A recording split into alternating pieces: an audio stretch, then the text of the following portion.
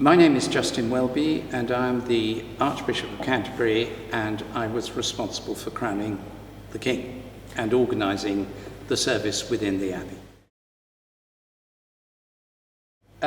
We had a big team working with us, and I have to say the Abbey, Westminster Abbey staff were amazing and so skilled, and the collaboration was wonderful. A colleague of mine coordinated all the working groups, everything to make sure we didn't have arguments. We got on very well. We had early morning meeting every Wednesday, and we had rehearsals here at Lambeth from January twice a week through till whenever it was, April. And then we started rehearsing at Buckingham Palace, and then in the last week at the Abbey itself, with the King coming in, the King and Queen coming in once we got to Buckingham Palace. One of my colleagues, who is a very good liturgist, who actually ended up writing it, Reverend Canon Adrian Daffin, he, in the first thoughts about it, back in when I became Archbishop, he sat in the Archbishop's Library at Lambeth and went through every coronation service since Edgar in, I think, 983.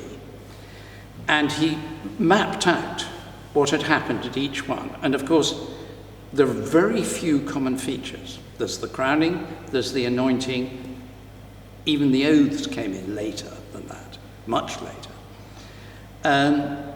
It's always been a communion service, it's a Eucharist. So that's the structure of it. And it's always also had the form of an ordination in the way you ordain someone as a clergyman, a deacon, a priest, or a bishop. That's deeply embedded in it. And then you've got the constitutional bits, you've got the oaths, you've got the regalia. Now, for example, in 1953, the regalia was done by people who'd always done the regalia since Moses was a lad, basically. And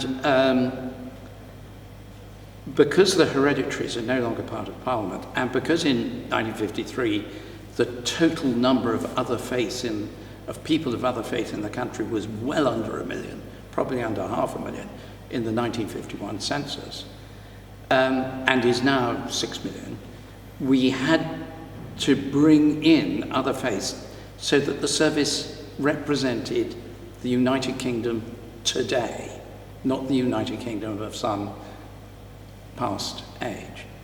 So as not to compromise them, they had to do things that didn't involve them doing a Christian religious act. And so we worked very, very hard on that, but that's the kind of complexity. So for instance, we got them bringing in the regalia. But you had to be careful which bit of regalia. Did it have a cross on it? Did it have religious significance in a particular way? Or was it a more generic ethical and moral significance? And so that's how we worked on it. But that's an illustration of the complexities.